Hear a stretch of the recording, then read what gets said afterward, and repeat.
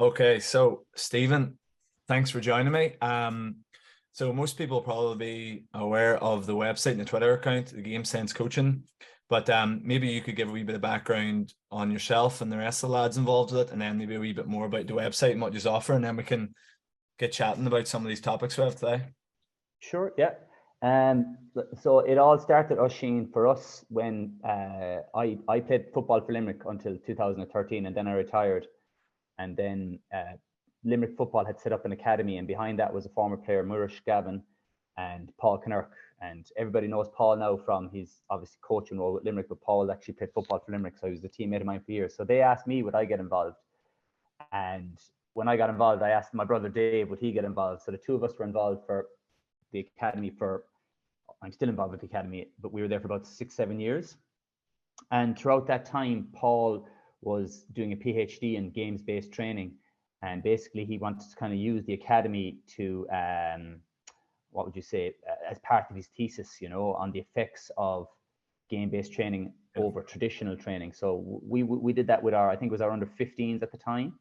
And throughout that time, you'd hand in sessions to Paul and get feedback, etc., etc. And basically our game design started developing over years and years. And we saw Colm Nally on Twitter gained great traction with what Colm was putting up. So we said, you know what, it might be no harm if we just try to build up a Twitter following and get the message out about just games-based training. So that's what we did. And the original idea then, Oisin, was we'd say, look, we'll just get maybe 2,000 or 3,000 followers, and we'll put out a book of the games that we've done over the last 4 or 5 years, whatever. But we got so much traction that we said that we might try and set up a website. And the idea, really, Oisin, it wouldn't happen only for COVID, because during lockdown, as you know, and as everybody knows, we had tons of time. So I was able to use Tactical Pad to make up all the animations of the game and meet a web design guy. And so that's what we went with it. And basically, it's just based on our experience in the Limerick Academy, working with Paul for the last 2013, nearly 10 years now at this stage. Yeah. So we just felt strongly enough that it was a message that it was a way that we really like doing it, and a way that the players really love. And we thought that if we kind of give people access to those resources, it might spread the word a small bit, basically.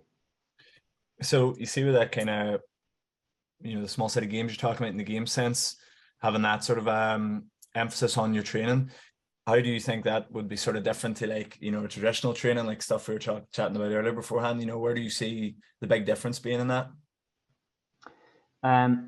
Well, it's the learning side of it, I would say. Okay, so I'll probably go off on a tangent here now, Oisin, but what doing the PhD work with Paul made me realize, and obviously you think, because I'm a teacher for the last 22 years, so is Dave and so is Pete, right? Yeah. Is the absolute parallels that run between teaching and coaching, because obviously they're both forms of learning. And like, this never struck out to me, because I suppose the coaching environment I had been raised in the whole time was a traditional one where it was all drill based, high intensity, but drill based, very little opposition, then maybe into some backs and forwards, and then playing a game. And like, you don't really learn a whole pile in that, because it doesn't represent what you're coming across in the pitch, and what struck me with the small sided games was, if they're based on something, if they're based on a lesson that you want the players to learn, okay, or to explore, they offer far more opportunities. Small sided games offer far more opportunities for the players to take part in real active learning, kind of, and even reflection, and what I mean by that is true questioning, getting them to reflect on how the game went and what possibilities arose for them to implement in the game, or where they made mistakes, what would they do again if they did it. So there was a huge chance for interactive learning. And in teaching, you'd call it kind of, guided learning. That's what you call it in teaching. And I knew obviously of guided learning, but I'd never really implemented it in training until I started to delve deeper and deeper into the work with Paul, basically. Yeah. You see within soccer, it's kind of like the work Mourinho popularized, like the tactical periodization, and in all of his days, there's a principle of play focus. With that work that you're doing, are you kind of always trying to focus on one or two principles of play, and that be the sort of learning outcomes for the games, or what way would you kind of go deciding the lessons, for them games? So again, just when we were doing the PhD work, so Paul had it, and obviously the level of thinking into it was, phenomenal, but he broke down the game into moments. Yeah. You know, so this might be maintaining possession, it might be support play, it might be transitioning the ball, it might be counterattack. So all these moments occur within the game. And then these moments can be put into, we call them categories in the game. Now, myself and Dave thought that the categories would be something like in possession, not in possession, kickouts for and against. And the last one we thought was a big one was building a ball or building a score, Oisín, in Gaelic football in particular, not so much in hurling. Yeah. And obviously, set pieces, kickouts is that one. So we said that they all fit into those kind of categories. So if we wanted to work on, we'll say in possession, then our first one might be just maintaining possession, you know, and a principle of play for that might be always, you know, options behind and beside the man or something like that in training. So we designed the game based on the principle, you know, and then the players were hoping will get the idea that a principle of play that we like to implement or that's good for support playing football is that there's always more than one option to pass off the ball, you know. So the big thing is the principle designs the game. So the game is designed based off the principle and the session is based off the principle. And there might be a couple of principles in it that are very closely related to maintaining possession or support play or building the ball or transition, or it depends. Like you might have 2 or 3 principles. Normally we would never go more than 3 in a training session. Just 3 key in teaching, you call them learning outcomes. In training we just say core messages. So the session has a core message, and really the core message are the principles, you know. So that's how we go about designing sessions. Is that obviously you might have games that you've used before that would perfectly fit into what you do. Sometimes you just come up with a new game and you try it out and it might be crap. It mightn't be very good at all, but you try it out, like, you know. So that's how we'd go with it. Yeah, similar to what the soccer Mourinho's principles you said there, is that you'd have the game broken into moments. The moments fit into categories, and then you'll design a session based about principles of play based on one of those moments. That's how it works. And then when you're going through that and you're going through the games, how do you go about giving feedback? Like, do you like stop the games a lot if you see things you don't like, or do you prefer to let the games run, talk about points, or do you try and let the players come to the conclusion themselves through the questions that you're asking? That depends, right? So because like in teaching, there's a load of ways they can learn, all right? So if we were designing a session, Oisín, like we'd have the learning outcomes, all right? And then we'd also anticipate what the players, what mistakes the players will make, all right? And that's, in my opinion, very important that, like, because I've been doing it a while now, so you know, these things kind of repeat themselves, you know? Like for us, for example, just to give you an example, right? We call it recycling, moving the ball. So when you're transitioning the ball, you know, you get caught in one wing, you might say switching the play. I don't know. There's different language for it, but when we're training, we call it recycling. So you move the ball from one side of the pitch to the other. When you're training young lads, like it's going to happen that they're just going to keep trying to funnel the ball up one wing the whole time. So you anticipate that happens. So you anticipate the mistakes you're going to make, and then your questions that you prepare. I always prepare questions, will kind of guide them to the knowledge that if you keep forcing it up one wing, you're going to get turned over, and that the space is on the other wing. So anticipate what's going to go wrong, mistakes that be made, then design questions that will facilitate their kind of thoughts or them thinking about what they could do as an alternative. That's one way, right? Another way then is modeling, which is another phrase in teaching. You can model what you want. So you could play a game, Oisín, and then you might get them to model what you want so they could run a play unopposed, right, of recycling from one side to the other. And then you could ask them about that, as in, how did that go? Why would that be useful in the game we're playing? And then put them back into game again. You could freeze the game, but I wouldn't do too much, because in small set of games, as you know, it's like 3 minutes or 2 minutes. So you don't want to spend too much time freezing game, because what you're doing is you're stifling the learning as well. If you keep freezing, you know, you're not giving them the opportunity to learn in the environment if you keep freezing the game. So that's a tool you might use once, maybe twice a night. And video, you can show them video. You know, you can show them video of a team, a good example, and then you can show them video of themselves. That's another way, Oisín. You could ask them, Oisín, their opinion beforehand. What do they know about recycling? And then let them play the game and ask them then how it went for them, you know? So there's numerous ways. And that's what I found through training us, is you better have a large repertoire of learning tools for them, because one isn't enough. That makes sense. So there's no real kind of clear way. I guess like I would always have kind of thought if you can get them to come to the conclusion, probably at times it's nearly sticks them more, because again, you think about traditional coaching and like, you know, whenever you watch it, you see it a lot is, you know, players sitting down and being told what they did wrong and told this and told that, and they switch off. You can see them switching off. 100%. Yeah, I agree with you. Yeah, 100%. It's trying to, I guess it's trying to strike that balance between getting them to come to the conclusion, but nearly coming to the right conclusion. That's the ideal, in my opinion, Ush, is that you have guided them to come to the conclusion. I think that is very, very effective learning. But like, just to give you a case in point from school, Ush, sometimes in school, because there's different learners, you know, some grasp concepts and understand them more quickly than others grasp concepts. And that's just from a school standpoint. In maths or in English, in Irish, in history, geography, some learners will get the concept quicker than other learners. So sometimes it helps if you give them an answer, and then their learning can take place from there. Because if I don't give them an answer or give them something close to the answer, then the learning is slowed down for them because they can't partake in the learning because they're just not getting it. Does that make sense? Yeah, it does. Yeah. So it, like, sometimes, and like maybe people would disagree with this, I'm just going from my own experience with teaching, that sometimes it's best actually to just give them an answer and let them work in that context. But I would agree with you, Ash, what you said as well. The ideal is that they come to that conclusion themselves. Does that make sense? Yeah, it does. Yeah, it does. Yeah. I think that's good though. I think, you know, there obviously is never really one clear answer when it comes to people and individuals, but it's like you said, it's just choosing the right moments for it, isn't it? And I suppose being prepared.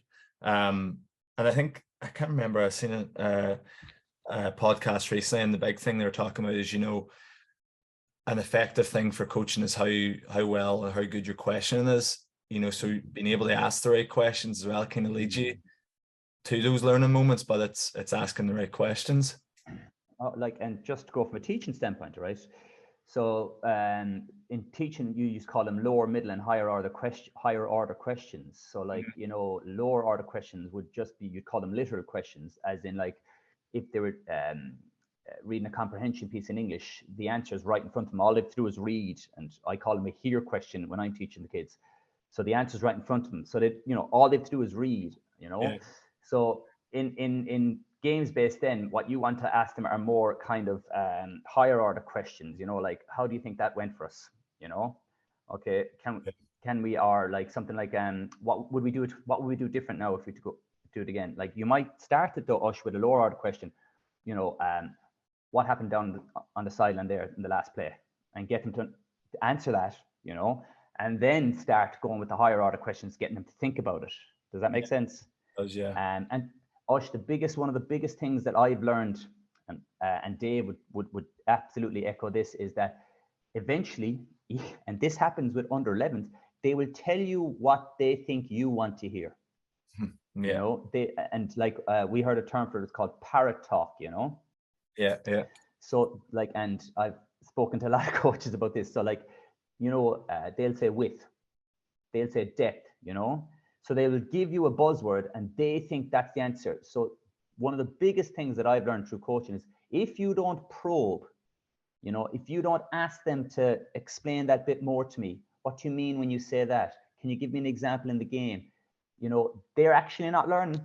They're just telling you what they think you want to hear, you know? So it's like a little, it's even in the classroom, they want to please you, kind of, you know, at a subconscious level, like, you know, and these players that you're coaching, they want that little bit of dopamine hit when they think that they've pleased you and they've gotten it right. So that's one of the massive things. And questioning us comes down to that. Then, are you good at probing? Are you good at checking for understanding? You know, I think checking for understanding and probing are two kind of key skills. If you want to implement a games-based situation, they'll learn far more if you're good at that. Yeah, that's a brilliant point on the probing, because, you know, the more I guess you coach particular terms, the more likely they are to say those things. So that, I think that's a brilliant point. Yeah. Oh, and there's loads of ways you can do it, you know. And again, this is just my experience and Dave's experience. And I'm not saying it's the right or wrong thing. It's just my experience. But you can get them to draw these things out. You know, you could get them to run it in a pattern during training, or you could get them to present on it, you know, and that's, you know, you're empowering the players then is what I think when you do these kind of things, you know, they're the ones leading the learning then, you know. And this can happen from, I would say, under 11s up, no problem. Under 9s, they, like even under 7s, like, you know, because you'll have kids at under 7 who intuitively understand what to do, who could still teach that child at under 7 who might just be that bit behind in developing the idea of it, you know. So I think that's real player empowerment when you let them kind of take over the learning in that regard. Does that make sense? Does, yeah, does. Obviously guided by you as the coach, because you're laying out the pathway for that learning for them, kind of, you know. Yeah, I guess probably one of the things, you know, and I've had these conversations with people, is when you sort of talk about trying to sort of implement more of a game-based approach, one of the sort of criticisms would be you're not maybe getting enough isolated running. So fitness can be an issue, or players can do different volumes and sessions if you don't have GPSs. So I guess if, you know, and when you are implementing your sessions, are you having much consideration for, you know, pitch dimensions, pitch size, numbers to sort of influence like the high speed running and all those things? Or are you just purely looking at it for the quality of the coaching out of it? I'd be like, we've never, Oisin, because we've never trained a county team, right? Well, we trained the Limerick County minor team, and but we've never really done any work with GPS, so I'm not an authority on that. What we have done, right, is another PhD and Paul asked us to get involved with this because he knew we had a fair handle on how to implement a games-based session. And just to give you an idea of kind of the way we learn, now there's different ways. So, but what we always learned with Paul's PhD is that you always start with an initial game, all right? And in teaching, you might call it like there's these KWL charts, they're called, right? So what they know, and then maybe what they would want to learn, and then finally the L is what they've actually learned, you know? So when you train at the initial game, what you're looking at is what they know. So say if it was a concept like we talked about earlier on, I'll just go with the same concept, recycling. I actually just observe that game, all right? And then I bring them in, and then I might ask them a small question or two about recycling, what they know already. And then I'll play, they're called modified games or progressive games, or else you might put in patterns of play if you wanted to. Unopposed team emphasis is what it's called. And I'll run those, Oisin, for maybe, it depends on the number. So if it's 8v8, I like to play 2-minute games. If it's 10v10s, I like to go 3. And then if it's 12v12s, I like to go 4 minutes. And this is all just what's the word? Practical experience. What I found is anything above that for those numbers, Oisin, they all start to dip in quality. So if you're playing an 8v8 and it's high intensity for 2 minutes and you make it go for 3, a lot of the times for that last 40 seconds, the quality goes out of it. Yeah. So go 2 minutes for that. And then what we do is a minute in and back out, ready to go questioning. So you better be sharp on your questioning. So what we found, and Paul filmed all these sessions when he was doing the PhD, and it was so stressful because you had to time it to the you know, the second.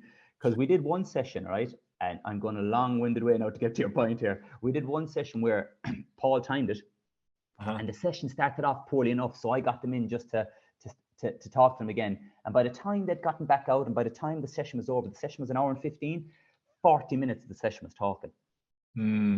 So like you're saying, 1 hour and 15 minutes, 75 minutes, and we had spent 40 minutes, so only 35 minutes activity. So straight away after that, we became what's the word, paranoid about time, Oisin, that we had to keep it to seconds. So Dave would be roaring at me during question, and I'd be roaring at him, let's go, we're out. And to take that forward then, there was a guy doing a PhD up in Roscommon about a year and a half ago, maybe a year ago actually. And the idea was to compare the physical activity of a traditional session, which is more drills based, versus a games based session. And Paul said to him, you really should do it with somebody who's been through implementing games based session and knows how to keep timing. So we went up and we did 4 sessions. It was Padraig Pierce's up in Roscommon. We did it with girls and boys.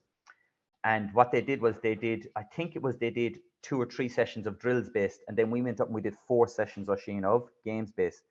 And what he had for me in it was that 20 minutes of our games based they did as much high speed running as they had done in the entire drills based session, if that makes sense. So from a high speed running standpoint and from a physical output standpoint, the games based blew away the traditional.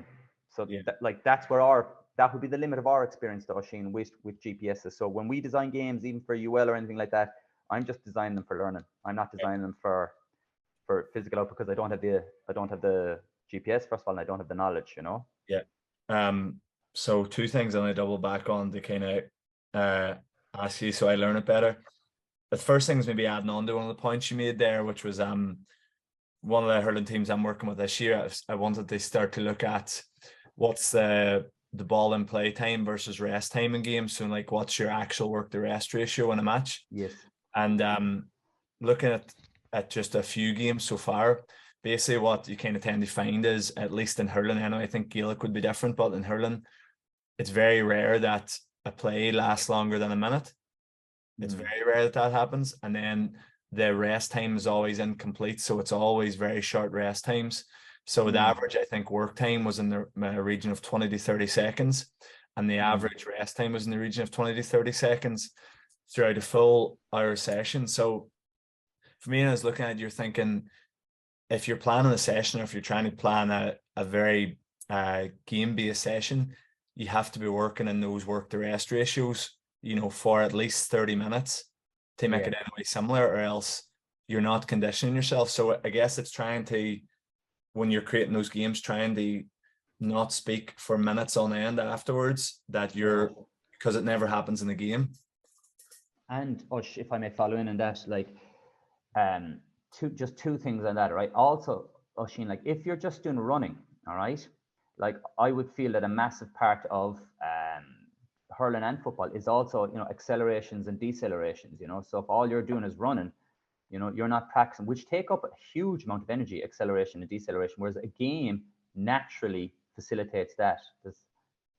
Like it makes perfect sense to me that way. Like, so you could do your, you know, your, I don't know what, your 400s. Back in our day when we trained, it was 200s, 400s, 800s, but actually the game is kind of more conducive to allowing them to condition the way that they're going to play, kind of, if that makes sense. Yeah, I think you'd be the expert on that now, not me. So I know, and like I agree with everything you're saying. I think the difficulty, and this is where I've seen it in other places, is if you don't have all the coaches on the same page. So, you know, me and you could be in coaching a team, but maybe the other coach doesn't really agree with that philosophy. So if you can't maybe do it for the full session, you know, at times I find you do have to add in isolated running, because you just can't get enough. So I guess it's, if you can have everybody on the same page and working off the same hymn sheet, you know, and you have the data to back it up, you shouldn't need to do it. But it's a challenge to get everybody on the same page, you know. Definitely, definitely. Which is part of it. Like, but it would be like, that's something that I'd love to do, is work with that, because I'm always fascinated by the effort that's required to go into a session, and actually what are the metrics of a session if we ran a games-based session, you know. I mean, all I was getting was loose information from the PhD study, but I still found it fascinating. Like, you know, Paul would maintain that there's no right to it. Like, you know, I remember, what was it? Like for the minors, we used to do a burst of games, and then we might put in an isolated block of maybe 10, 80-meter runs or something, break back into a game, might do that once or twice. I'd say Paul would say that you could do it both ways, from his experience. But like, again, I'm not an expert on it. So mostly primarily I'm designing a session, Oisín, based on the learning, the games and the learning. That's it. Just to double back on one of them other points, you were talking about, this is a wee bit back, was on you know, the kind of general setup for one of those sessions. So the way you sort of looked at it was, if it was around recycling the ball, you would start with a game, see what they kind of know off that, and then did you sort of say you would maybe go into like patterns of play or break it down into smaller sections and then back into games again? So like it depends. Okay, so it would be an initial game, and like, again, like I said before, like, you just want to see what they know, Ush, and then you'll always in one of these type sessions, you'll play that game at the end, because that's your gauge as a coach to see what they've learned, you know. So you can compare the initial game, and your job really in the initial game is you just observe, you know. You might encourage good bits of play, etc., but you just observe, and then you can go back to the game at the end. But in between, right, in teaching, it's called scaffolding. We want to kind of scaffold that learning then. So it could be a progressive game where you're putting in a condition, Oisín, that you reward a recycle. You know, yes. You might have a scoring system in training, whereas if they recycle it, you reward, you give them a point for it or something like that. And then you might have another game where it's or it could be an unopposed, we call it team emphasis, or you can call it a pattern of play or something like that, where you actually have them running unopposed patterns, but there has to be a recycle. So they have to go from one lane on a wing to the other lane while they're building the ball up the pitch. And they obviously then can build it back down and back up, so that they're going through that. And you're just trying to, what's the word? Implant a pattern into their head that they understand it, basically.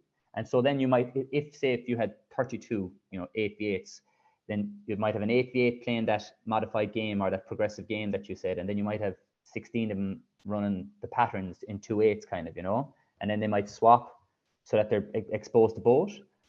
So you might do an initial game, you might do, 4 2-minute games of the scoring system game where you're rewarding the recycle. Then you might do 4 2-minute bursts of recycle patterns and then swap.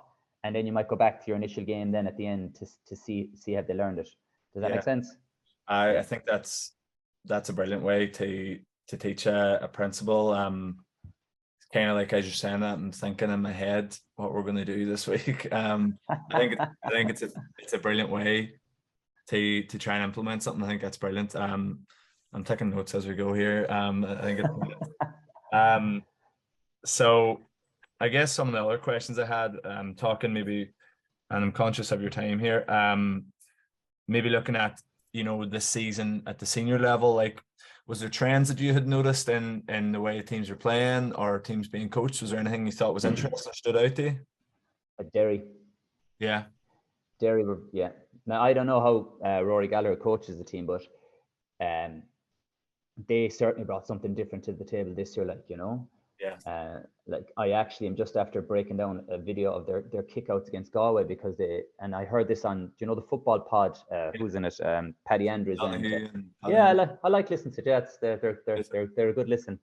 But they were asking Kieran Malloy about the kickouts, so I said, you know what, I'll just go back and have a look. And Derry have a lovely, because you have to be innovative with kickouts. So the first one was obviously the bunch, so everybody then started bunching, Oisín, and then Tyrone had a lovely tactic against Kerry when they won the All-Ireland. They completely overloaded one side, literally with almost every player, except they kept, I think it was Myler on the other wing at times. I thought that was a lovely tactic that Tyrone did. And then this year, watching that Derry game, Derry had a lovely tactic where they'd have 5 to 6 players along the D, and just literally overload the D, and they'd easily get a shot off, and that worked well for them in the first half. And like, if you think of the logic of it, if Galway followed in, then it would create more space outside. So it was a lovely variation of the kick. But Galway then just overloaded the D in the second half and said, grand, if you're going to bring in 6, we'll bring in 6, kind of, and forced them kind of to go long by going zonal. I thought that was very innovative. Nice short kick up. But going forward, Derry were really, I thought it was different. Like, I hadn't seen it before, and I thought, fair play to Gallagher, man. You can give out about him being a defensive coach, but he's a thinker. If it was like, I thought they intentionally slowed down the play, Oisín, so that, like, because I was often wondering, and I've chatted to other coaches about this, how does Shane McGuigan get back up the field, and be effective if they're 14 behind the ball? How does he do? Because physically, it would be an arduous task, and Monaghan game I was looking at, they intentionally slowed down the play, and then left 6 behind, plus the keeper, so they'd always have an overload in possession, and then set up their attack in formation, kind of. So that was the first thing. And then against Clare, it was very obvious then that they had about 5 players, if not 6, inside the 21. Very different. So I thought, like, Derry were very eye-catching to me. I like, even as well, I think you got a better perspective when you watch them live, but the way they would have always had maybe 2 men really hugging wide on the wings, and then they brought them men in, and it just created so much space that teams they just didn't know how to how they stopped the runs and created so many opportunities, you know, around the D for them to create that space. Oh, and like they had athletes then running onto the ball, like Conor Glass is a fabulous athlete, and the centre back had a brilliant game against Monaghan. I don't know his name. He's a very good player there. McKinless.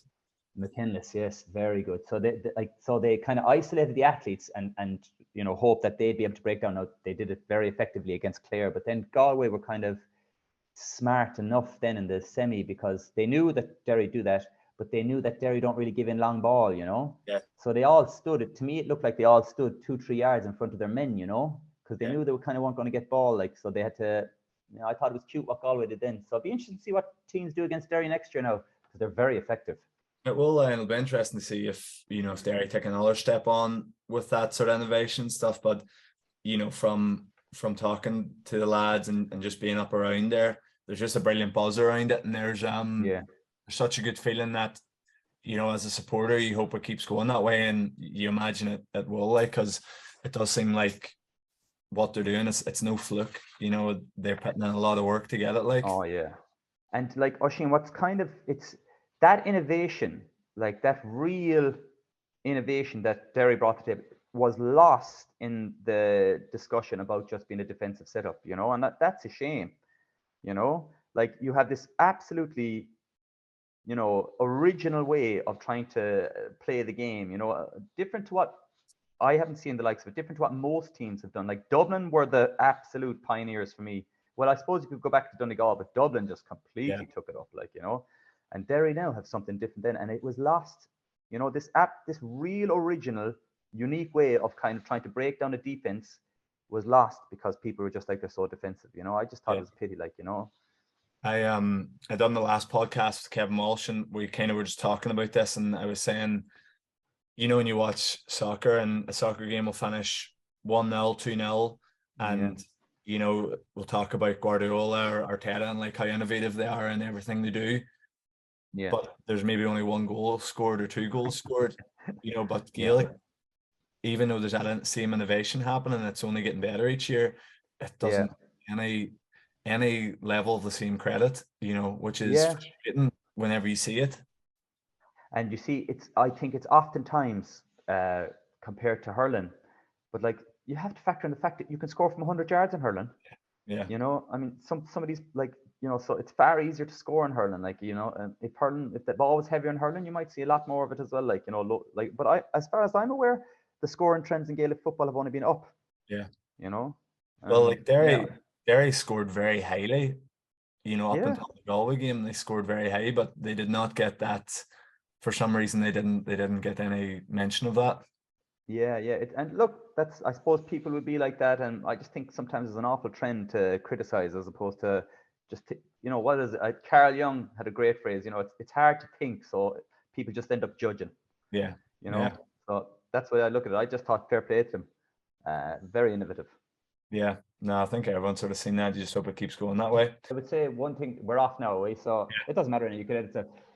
You can play the games, right? And we play the games, but unless you are very good at getting to think about the learning, and like I would say, you made a point earlier on in the podcast about talking, you know, and this to me is like the biggest thing is how precise can you be with what you want them to learn? Because like all of it, we love our voices.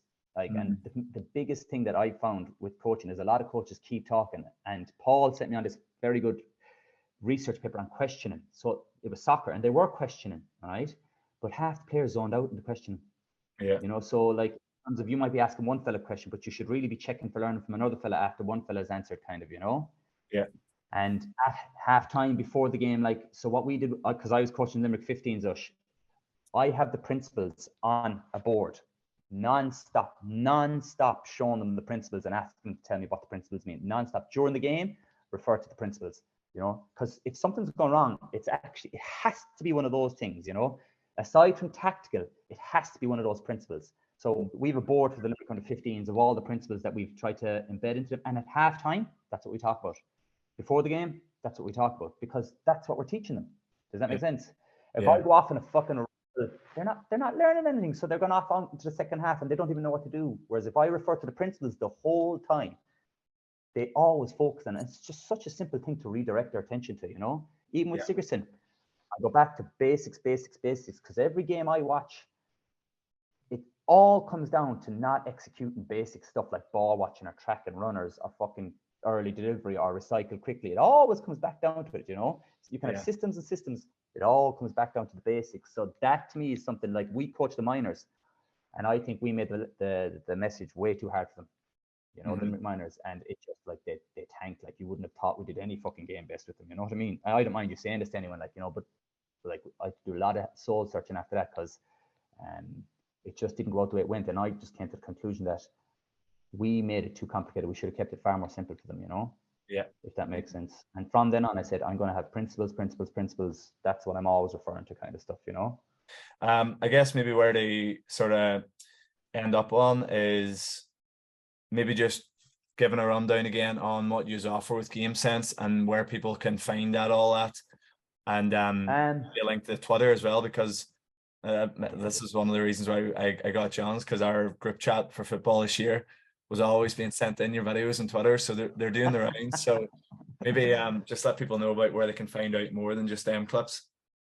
It's probably the same as yourself. Like I think that there's so much to learn about both hurling and football, like that. And I don't think, like, there's some very good stuff on Twitter now, to be fair. Now there's a lot of people doing good stuff. I think there's a fella in hurling, he's no plan B, he does lovely videos. There's a load of fellas now starting to do in the football. But like that's the idea of it. Like, so our website caters from under sevens all the way to adult. And because I train the school team, Oisin, and the school team has under 11s and under 12s in it, and I can promise you 100% they love it, but they also learn. Like, so we and you mightn't win, and it's not about winning. Like, you know, we also train the girls under 14s in it there, and they love it. And the difference, and this was only training them once a week, you know, on a Monday from the start to the end, was colossal in the way they played the game, you know. So like the website gives you loads of games and stuff like that with animations, and the idea will be eventually that you can go in and you can click on a game and do up a session on the website, and then you can run that session yourself, basically, you know. So it's kind of trying to make it as easy as possible for a coach who might be have time constraints, that they can go onto the website. They would have to look through it a bit first, but eventually it'll be, oh, this game. Yeah, they love that. There's my 6 stations. I'm ready to go for under sevens. And then from the adult side, it's the hurling and football broken into all the teams of the game. So you can go into defending, oh, this game, I like those, and run it, basically. So also Ushter's obviously then trying to expand on it. So we're hoping to do up a suite of coaching videos so that you can go onto our website. We're developing them now, but they will take a while. You can go onto our website and you can look at 5 videos, and the videos would be no more than 4 minutes long. The first one is, this is the initial game. So you can watch a session and, okay, that's the initial game. This is what you do in the initial game. Here's a modified game. Here's some questions that you could ask. So you can see the coaching live. So it might give you an idea of how to run a games-based session, so that you'd have a whole suite of those videos. And we're hoping to get them from adult all the way down to underage. So coaches can go in and just look at the videos and then use the games to run a games-based session so that they can learn. So that's the long run of it. It does take quite a bit of time, and, you know, we're busy enough as it is, but it's extremely enjoyable, I have to say. Very enjoyable, very rewarding, you know. Yeah, no, well, I think go ahead. Our Twitter handle is at, oh my god, I think it's at GAA Sense. I think it is. I'll check it and mention it beforehand anyway. And the website is gamesensecoaching.com. I know that one. I'll make sure to mention the correct ones anyway beforehand. Okay. But here, I think what you're doing is brilliant. I think it's educating people more on, you know, like we're saying, those things with Derry where they're doing some brilliant things and they're maybe not getting the recognition. So I think all that stuff you're doing and the resources is brilliant. So for me, like, I appreciate it because I'm taking a lot from it. And then this today, I've got 2 pages of notes here. So I'll be looking forward to implementing. So now here, I really enjoyed talking to you. Yeah, very good to talk.